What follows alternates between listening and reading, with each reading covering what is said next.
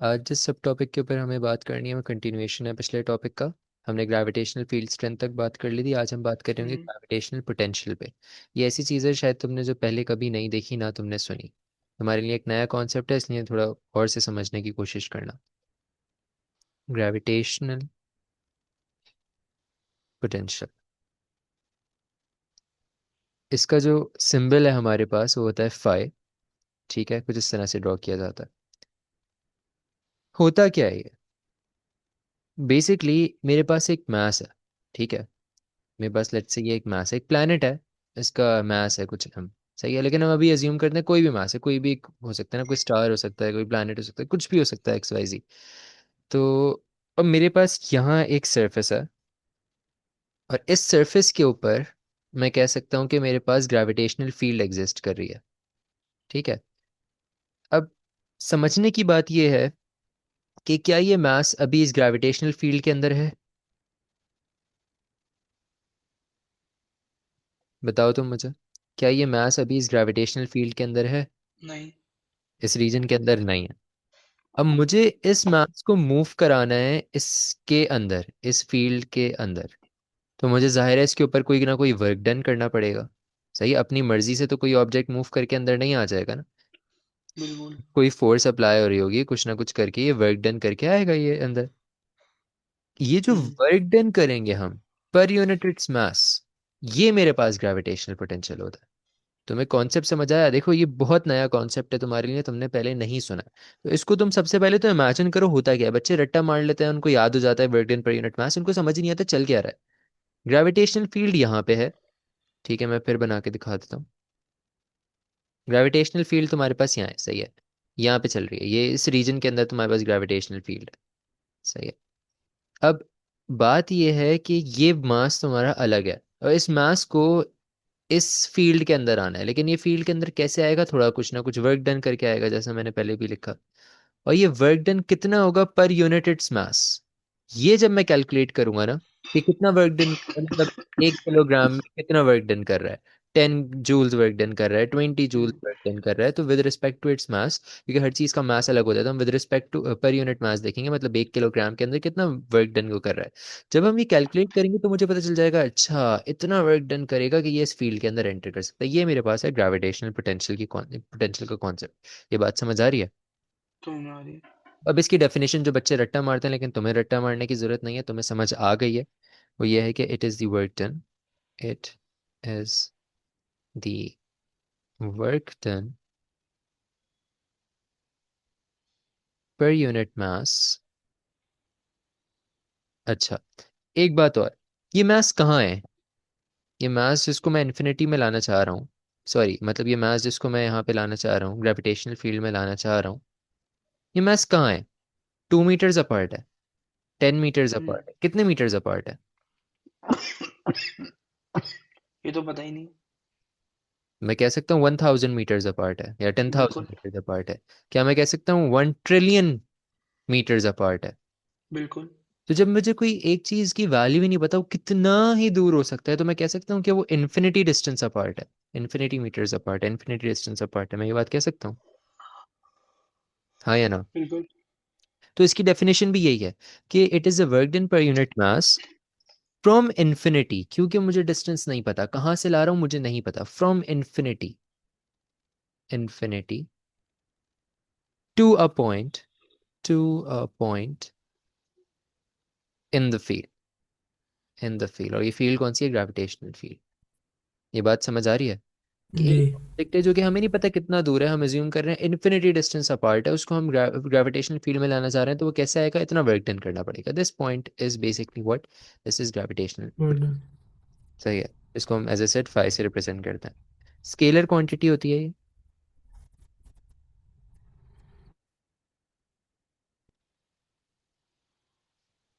इसका यूनिट बहुत आसान है, बहुत सिंपल सा है, जैसा कि तुम्हें इसके फॉर्मूला में ही दिख रहा है, एज एन इसकी डेफिनेशन में ही दिख रहा है, जूल्स है, क्योंकि वर्क डन पर unit mass, joules per kilogram.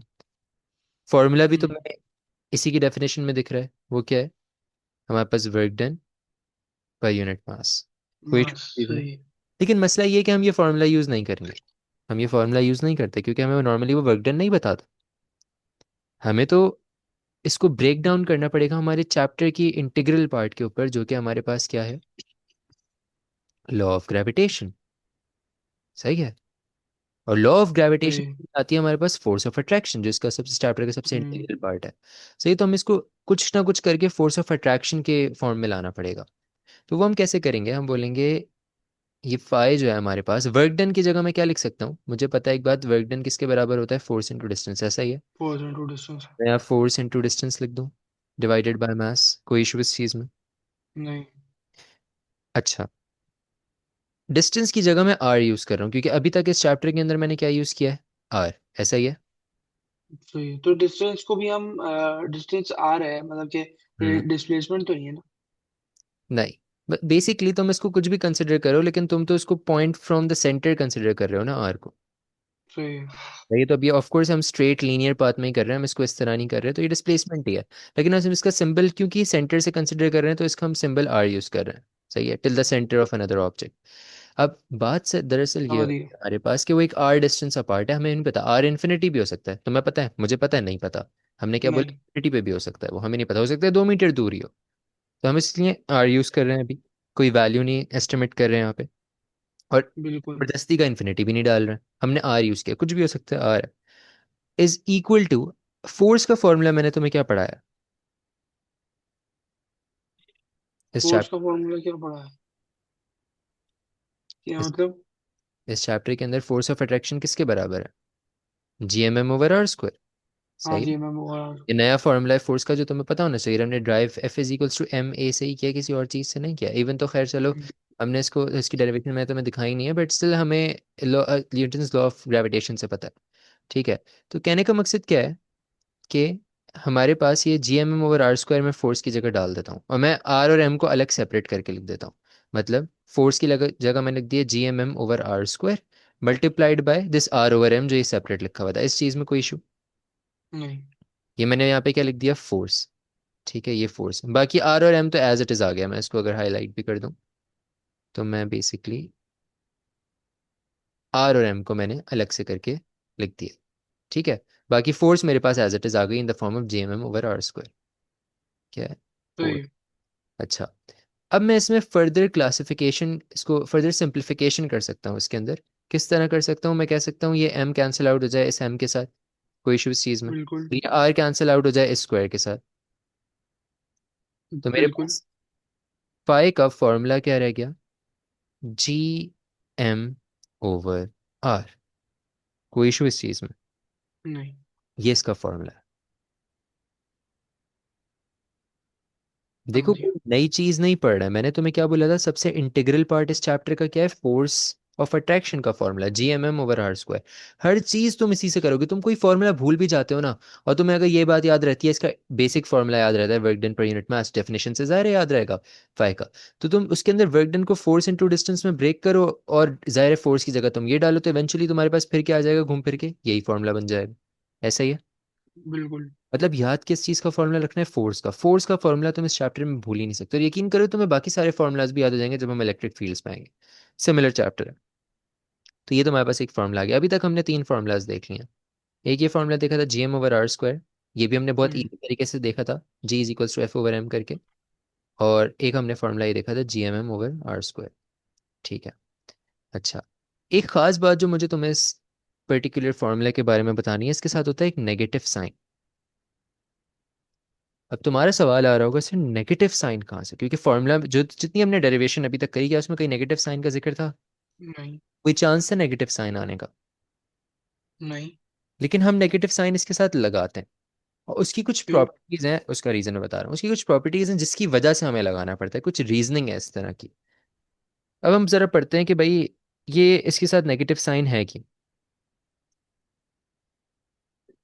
अब तुम एज अ सब हेडिंग भी इसको लिख सकते हो, ये चलो मैं यहाँ साइड पे लिखता हूँ, वाई नेगेटिव। सही आ सकता है तुम्हारे दिमाग में क्वेश्चन। सबसे पहली चीज, हम ये अज्यूम करते हैं इन्फिनिटी के ऊपर, जब हमारा R is equals to infinity है, मतलब प्लैनेट हमारा इन्फिनिटी मीटर्स अपार्ट है, वहां पे मेरे पास पोटेंशियल क्या है, नेगेटिव। या सही, सॉरी, बिल्कुल। हमारा पोटेंशियल क्या है, जीरो। हम्म। क्योंकि वहां से अभी तक उसने वर्क डन किया है, कोई वर्क डन हुआ है अभी जब ये नहीं। पोटेंशियल जो है इन्फिनिटी डिस्टेंस अपार्ट है, वर्क डन क्या है? नहीं। नहीं। जीरो।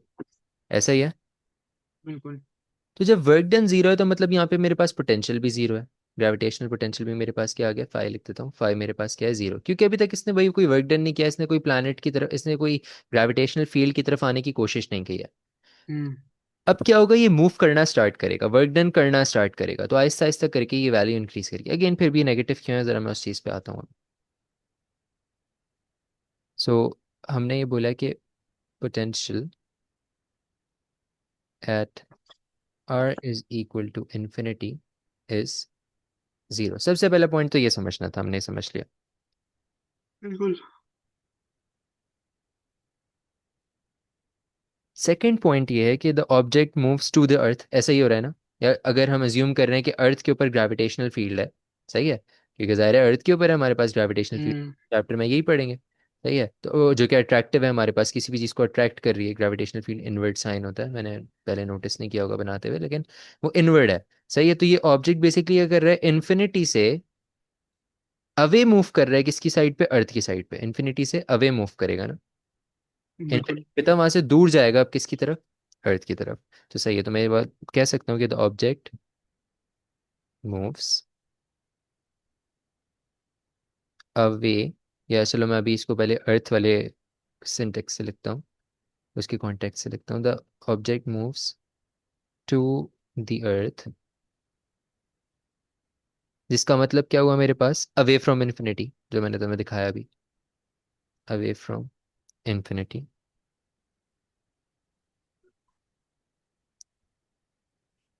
देखो, पोटेंशियल जो होता है ना,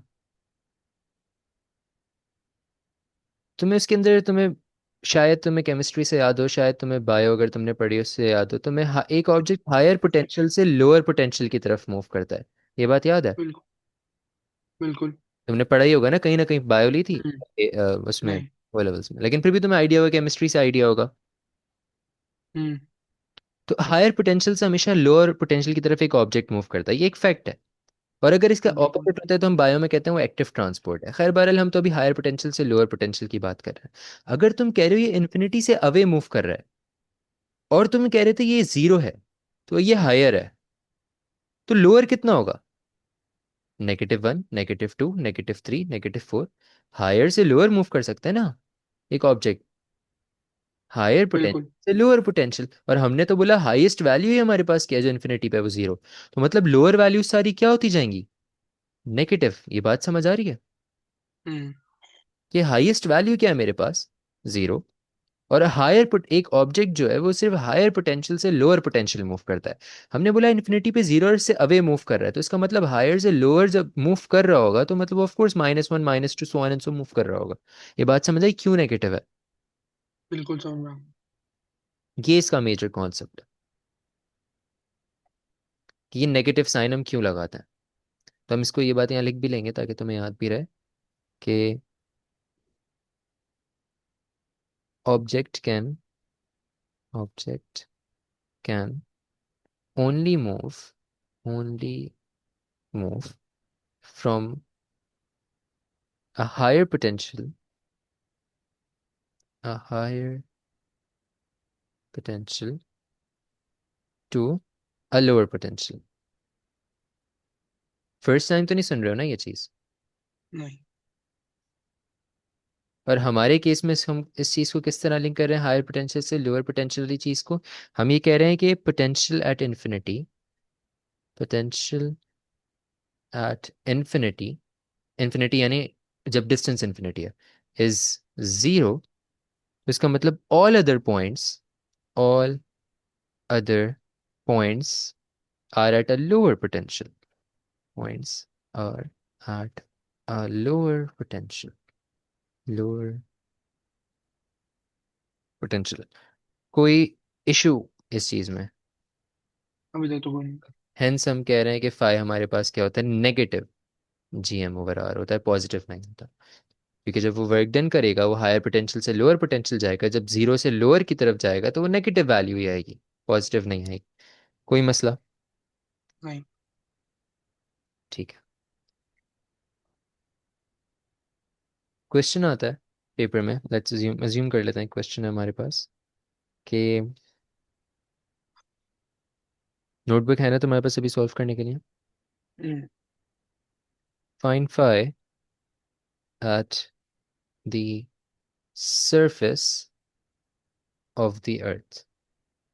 क्या मतलब इस बात का कि अगर अज्यूम कर रहे हैं कि हम मैं तुम्हें, हो सकता है कि एक, चलो मैं तुम्हें एक क्वेश्चन के सिनारियो के हिसाब से ही दे देता हूँ कि मेरे पास जी की वैल्यू गिवन है, जो कि तुम्हें पता भी होनी चाहिए, इसलिए उसमें क्वेश्चन में गिवन भी होगी, क्वेश्चन में नहीं मतलब एज एन एग्जाम के अंदर गिवन होगी फॉर्मूला शीट में, लेकिन याद तुम्हें होनी चाहिए ताकि तुम्हारा टाइम बच सके। और इवेंचुअली हो जाएगी, अगर ऐसे कोई ज़बरदस्ती याद करने की कोशिश नहीं करना, रट्टा मारने की कोशिश नहीं करना, जब तुम इतने क्वेश्चंस करते हो तुम्हें काफ़ी वैल्यूज़ याद आ जाती हैं, आगे जाके तुम्हारे पास के भी आएगा और भी चीज़ें आएंगी कॉन्स्टेंट्स में। 6 × 10⁴ kilograms, ये मैंने तुम्हें एक मास दिया है, सही है। और मैं तुम्हें आर की वैल्यू बता रहा हूँ, लेट्स से हम आर रिज्यूम करते हैं 6.4 × 10⁶ meters। हाँ भाई, वो कह रहा है कि सरफेस ऑफ द अर्थ पे मुझे बताओ मेरा ग्रेविटेशनल पोटेंशियल, मतलब अगर ये प्लैनेट है, ये अर्थ है मेरे पास, लेट्स से ये यहाँ से यहाँ तक डिस्टेंस आ रहे हैं, मैं ऐसे कह सकता हूँ। बिल्कुल। ठीक है, मतलब वो बोल रहा है इस पॉइंट पे सरफेस के ऊपर मुझे बताओ कि क्या पोटेंशियल है। क्या करेंगे हम?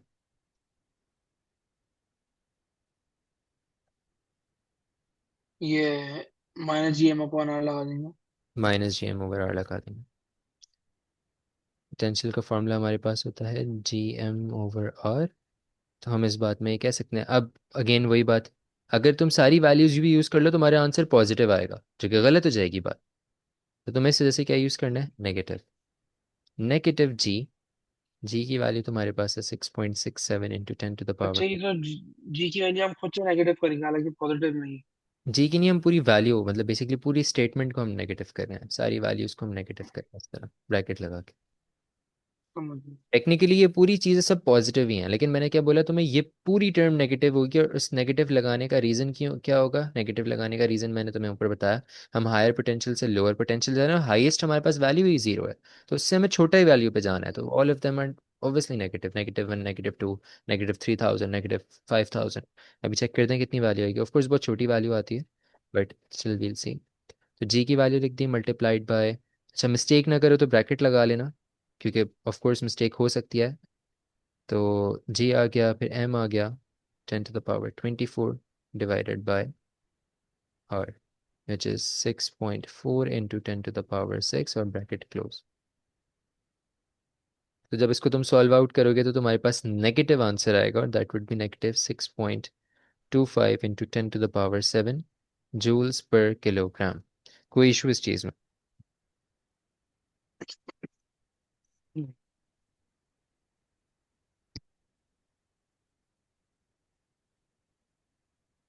सेकंड पार्ट में तुम्हें इस क्वेश्चन का दे रहा हूँ, जो कि अब तुम सॉल्व करोगे और तुम ही मुझे बताओगे किस तरह करना है। वो कह रहा है find phi at 3 r above the surface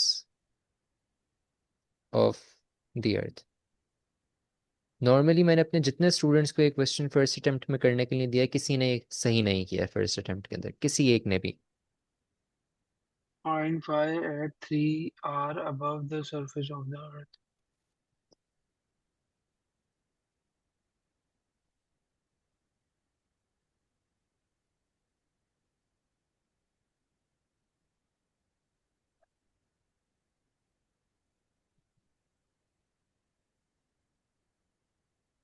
3 r में क्या मतलब वो? देखो आर की वैल्यू तुम्हारे पास है ना, तो बेसिकली 3 × दिस वैल्यू। समझ गया। लेकिन ज़ाहिर है इतना आसान सवाल तो नहीं होगा, कोई ना कोई क्रैक हम्म। होगा जब मैं तुम्हें बता रहा हूँ कि मेरे किसी भी स्टूडेंट ने इसको फर्स्ट अटेम्प्ट में नहीं की।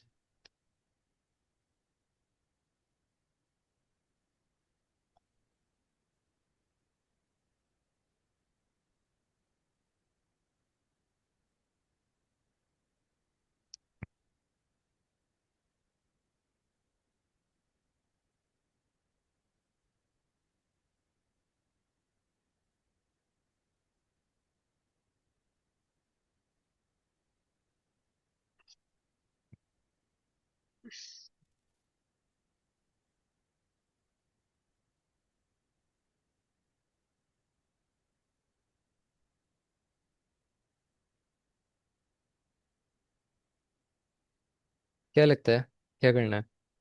एक मिनट।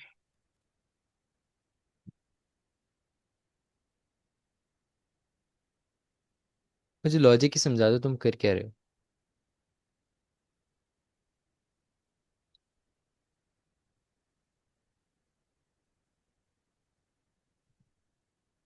इसका आंसर 6.25 मल्टीप्लाई बाय 10 की पावर 14 है।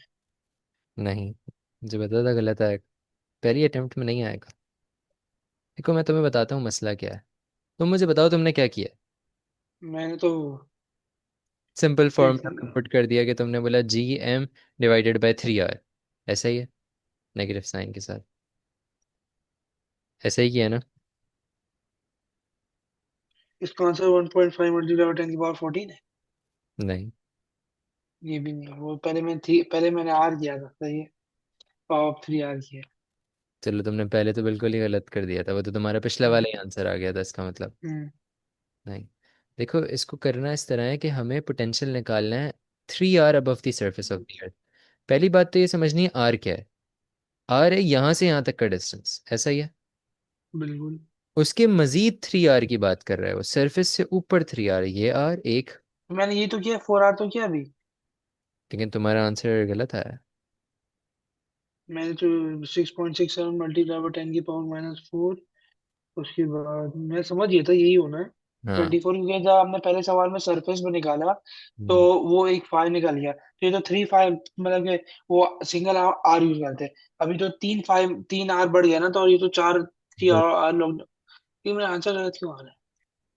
अब वो चेक कर लेते हैं क्यों आंसर गलत आ रहा है। लेकिन बहरहाल ये ओ। आंसर बिल्कुल तुम्हारा डिफरेंट हो जाता आंसर, तुम ये वाले पार्ट कंसिडर ही नहीं करते। अगर मैं बोलता फ्रॉम दी या above the centre of the earth, या from the centre of the earth, मतलब इस तरह इस क्वेश्चन को चेंज कर लेता। Find phi at 3R from the centre of the earth, फिर तुम पहला आर होता, ये दूसरा आर होता, तीसरा। ये तो मैंने सरफेस की बात डाल दी, और सरफेस तक आने में ऑलरेडी वो एक आर कवर कर चुका है पोटेंशियल को। हम इस चैप्टर के अंदर जो भी बात करेंगे हम सेंटर तक जाने की बात करेंगे। ये बात समझ आ रही है ना तुम्हें? हम्म। सरफेस तक हमारा रिलेशन खत्म नहीं होता, हमारा रिलेशन खत्म होता है सेंटर तक आके। क्यों? क्योंकि हमने बोला जितना मास है वो कॉन्सेंट्रेटेड कहाँ पे है, वो सारा मास कॉन्सेंट्रेटेड है इन द सेंटर, तब भी हम इसको पॉइंट मास कह रहे हैं। मतलब अगर तुम यहाँ आके खत्म कर रहे हो, यहाँ तो कोई मास ही नहीं है, यहाँ बीच में आके खत्म कर रहे हो, कोई मास ही नहीं है, यहाँ कोई मास नहीं है। हम बोल रहे हैं सारा मास इसके सेंटर में है, तो तुम्हें उसके मास तक तो आना पड़ेगा ना पहले। ये बात समझ आ रही हम्म। है? तो खैर क्यों आंसर गलत आया हो, तो मुझे लगता है तुमने कोई कैलकुलेशन एरर किया है, क्योंकि 4 आवर से इसका आंसर करेक्ट आएगा। तुम्हारा आंसर करीब था लेकिन तुम्हारा आंसर बिल्कुल एक्यूरेट सिक्स नहीं था। Point six multiply. Phi is equal to -6.67 into 10 to the power -20, है सॉरी -11, मल्टीप्लाइड बाय जो मास है वो है 6 × 10 to the power 24, divided by, तुम्हारी पावर्स गलत आई थी mainly, divided by 3 times R, sorry 4 times R, क्योंकि हम 4R कंसिडर कर रहे हैं। अगेन 1 2 3 4 इस साइड से चेक किया हमने। 3R अबव द सरफेस और सेंटर वाला भी। जी। यहाँ पे आपने -11 डाला हुआ है, ऊपर 4 डाला हुआ है आपने। कहाँ पे 4 डाला हुआ है भाई मैंने? ऊपर ऊपर ऊपर। कहाँ पे 4 है? पार्ट 1 में। -11 तो ये है। 4, ये 11, अच्छा ये नहीं मैं, आपने वर्किंग में ऐसा लग रहा है 4 है ये। ये 11 है भाई। जबी जबी जबी जबी। अच्छा, तो खैर हमारे पास ये आ जाएगा 6.4 × 10 to the power of, क्या है हमारे पास 6 है radius, 10 to the power of हम्म। 6। बस इसको जब तुम सॉल्व आउट करोगे तो तुम्हारे पास फाइ नेगेटिव फॉर्म में आ जाएगा, -1.56 × 10 to the power of 7 joules per kilogram। अच्छा क्वेश्चन होता है ये, नॉर्मली बच्चे फंसते हैं फर्स्ट अटेम्प्ट में क्योंकि वो डायग्राम नहीं बनाते। तो इससे तुम्हें एक बात और पता चल गई, एक तो तुम्हें सेंटर तक जाना क्यों ज़रूरी है, क्योंकि सेंटर सारा मास जो है कॉन्सेंट्रेटेड इन द सेंटर, तभी ये पॉइंट मास है।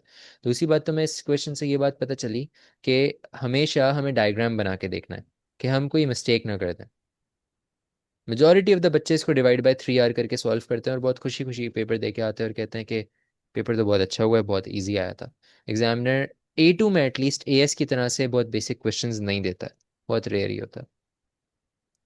फिर सही। अब हम अज्यूम कर रहे हैं an object of mass 42.8 kilogram is moved from 3R above the surface of the earth, yeah, an object of mass this is moved from 3r above the surface to the earth's surface, to the earth's surface.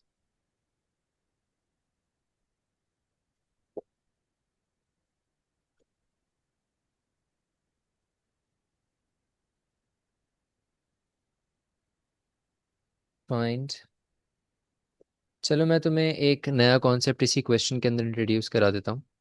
Change in gravitational potential energy. मैंने अभी तक तुम्हें gravitational potential energy का कोई formula नहीं पढ़ाया, but बहुत simple है।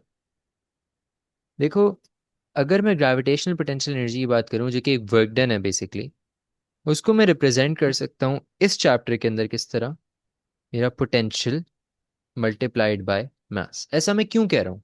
पोटेंशियल क्या है मेरे पास?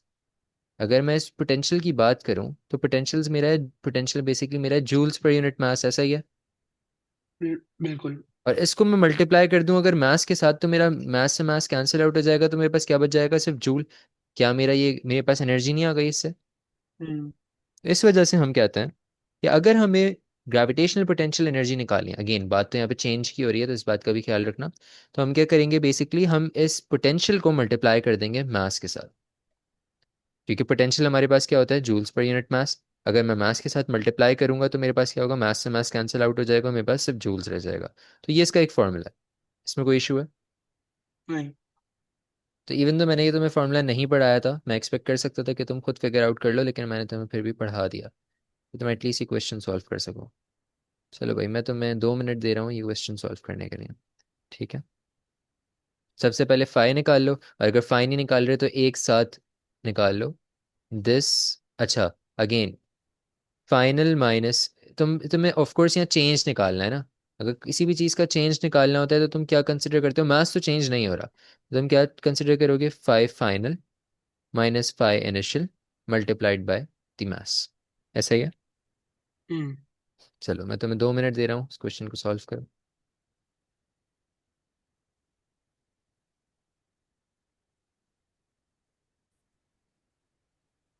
तो इस क्वेश्चन में करना क्या था? सबसे पहले तो हमें आइडेंटिफाई करना था कि क्वेश्चन में एग्जामिनर कहना क्या चाह रहा है। ये कह रहा है कि ये अर्थ है मेरे पास, सही है। ज्यूम करते हैं ये अर्थ है। मैं कलर डिफरेंट यूज़ कर लूँ। अर्थ, जाहिर है उसका सारा मास हमें पता है सेंटर के अंदर कॉन्सेंट्रेटेड है। यहाँ तक तो तुम्हें अभी तक ये बात समझ आ गई है कि जब भी हम मास हम्म। कंसिडर करेंगे बिल्कुल सेंटर में। वो कह रहा है कि ये डिस्टेंस आर है, ये डिस्टेंस आर है, ये डिस्टेंस आर है, ये डिस्टेंस आर है। इतना दूर एक ऑब्जेक्ट है हमारे पास। सही है, इस ऑब्जेक्ट को कंसिडर कर लेते हैं यहाँ पे ये, ठीक है। ये हमारे पास एक ऑब्जेक्ट आ गया, सही है। इससे ज़्यादा उसने हमें कोई डिटेल नहीं दी है कि इस ऑब्जेक्ट का अपना क्या है, तो हम इसको एज अ प्लैनेट कंसिडर नहीं करते, बस हम इस ऑब्जेक्ट को इस तरह कुछ कंसिडर कर लेते हैं। ये मेरे पास एक ऑब्जेक्ट है, ठीक है। इसको मूव करना है सरफेस तक, ऐसा ही है। इस हाँ, तो मैंने उसको उसमें ये करेंगे कि पहले वाला फाइव माइनस दूसरा वाला फाइव। हाँ यही करेंगे ना, फाइनल माइनस इनिशियल। तो भाई सबसे पहली बात, फाइनल क्या होगा? सरफेस पे आ गया है, सही है। तो हमने तो फिर वो सरफेस, जो हमने वो निकाला था। फर्स्ट पार्ट में हाँ। सरफेस पे आने का निकाला था, वो ये रहा मौजूद। सही है कि एक ऑब्जेक्ट सरफेस के ऊपर है, सही है। पोटेंशियल जो सरफेस पे है वो हमने निकाला था 6 पॉइंट, निकाला हुआ था हमने 6 पॉइंट तो था ये। फाइनल माइनस इनिशियल करेंगे ना, तो फिर नीचे वाला माइनस ऊपर वाला करना चाहिए ना। यानी कि पार्ट टू फाइनल माइनस नहीं, पार्ट वन। टेक्निकली ये इनिशियल है तुम्हारे पास। क्यों? अभी वो ऑब्जेक्ट तुम्हारे पास कहाँ मूव, अभी कहाँ है? अबव है। बोल रहा है कि वहां से मूव हो रहा है, अबव से लेके सरफेस पे आ रहा है। समझ फिर रहे हो समझ बात? गया। सरफेस हम्म। से वहां नहीं जा रहा, वहां से 3 आर से सरफेस के ऊपर आ रहा है। तो हमने ये बोला ठीक है, हमने पहले पार्ट के अंदर ये वैल्यू निकाली थी, विच वॉज नेगेटिव 1.56। 6 पॉइंट, नहीं फर्स्ट पार्ट वाली जो थी हमारे पास, -6.25 इंटू 10⁻7 थी। ये हमारे पास फाइनल है, क्योंकि इसकी फाइनल पोजीशन यहाँ पे होगी, इनिशियल पोजीशन यह है। तो फाइनल पोजीशन का 5 मैंने लिख दिया, सही है, 10⁻7। माइनस करूंगा इसमें से क्या मैं? अच्छा, ब्रैकेट्स में बड़े वाले भी यूज़ करूँ सो दैट तुम कंफ्यूज ना हो, क्योंकि ये वाले माइनस किसकी वजह से, ये माइनस है बेसिकली पोटेंशियल की वजह से, हमें बोला पोटेंशियल नेगेटिव है। ये माइनस है चेंज निकालने की वजह से, जैसे फाइनल माइनस इनिशियल लिखा हुआ है ना मैंने, तो ये वाला माइनस हम्म। है। ठीक है, क्योंकि इसमें काफ़ी बच्चे कंफ्यूज हो जाते हैं और इसमें मिस्टेक कर देते हैं कैलकुलेशन में। माइनस करूंगा अब मैं रीसेंट वाला, इनिशियल वाली जो वैल्यू थी, इनिशियल वैल्यू क्या है मेरे पास, नेगेटिव वन पॉइंट, 1.5, -1.5। हाँ negative 1.56 into 10 to the power, मेरे पास है ये 7। ठीक है, और अब मैं ब्रैकेट क्लोज कर दूंगा, multiplied by the mass, mass of the new object जो मेरे पास गिवन है, वो कितना है मेरे पास, 42.8, 42.8। बस इसको कैलकुलेटर में डालो और आंसर निकाल लो। तो ये तो हमारे पास चेंज आ जाएगा। मैं change in G P E ये ऐसे लिख देता हूँ यहाँ पे ताकि तुम कैलकुलेट कर सको, change in G P E. मेरे पास आंसर नहीं है तो तुम मुझे बता दो कैलकुलेट कर। 1.56 मेरे multiplied to pass 10 to the power 7। एक आंसर है मेरे पास, मुझे नहीं पता ये सही है या नहीं है, it is 2.01 into 10 to the power 9।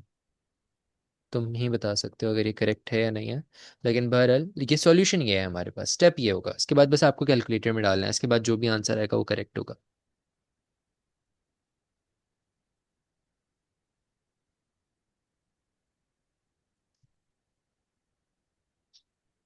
सही है। सही है, हम्म। ये मेरे पास इसका आंसर, दैट्स इट। वैसे इसके अंदर यही करना था, तो हमने एक नया कॉन्सेप्ट भी पढ़ लिया। वो नया कॉन्सेप्ट क्या है कि वर्क डन किस तरह से निकालते हैं, ग्रेविटेशनल पोटेंशियल एनर्जी जो है बेसिकली वो किस तरह से निकाली जाती है, 5 multiplied by the mass. Again इसकी लॉजिक अगर सही। नहीं समझ आई तो मैं फिर बता देता हूँ, पाई क्या होता है, जूल्स पर यूनिट मास, मल्टीप्लाई करूंगा मास से तो मास मास कैंसिल आउट हो जाएगा, तो मेरे पास जो जूल्स रह जाएगा जो कि वर्क डन है, ये ग्रेविटेशनल पोटेंशियल एनर्जी, और यही चाहिए हमें। सही है। हम्म। इस क्लास के अंदर हम बात करेंगे नल पॉइंट के ऊपर, ये एक बहुत इंटरेस्टिंग कॉन्सेप्ट है। हम देखेंगे किस तरह से दो बॉडीज, फॉर एग्जांपल अर्थ और मून है, या कोई और से दो प्लैनेट्स हैं, वो आपस में अपने बीच में एक नल पॉइंट जो है फॉर्म करता है। वो क्या होता है, किस क्या उसका बेसिकली तुम कह सकते हो बेनिफिट है इन दोनों प्लैनेट्स को, क्या उसकी सिग्निफिकेंस है, वो हम नेक्स्ट क्लास में देखेंगे। ठीक है, मैं सर ओके। स्टॉप करूँ।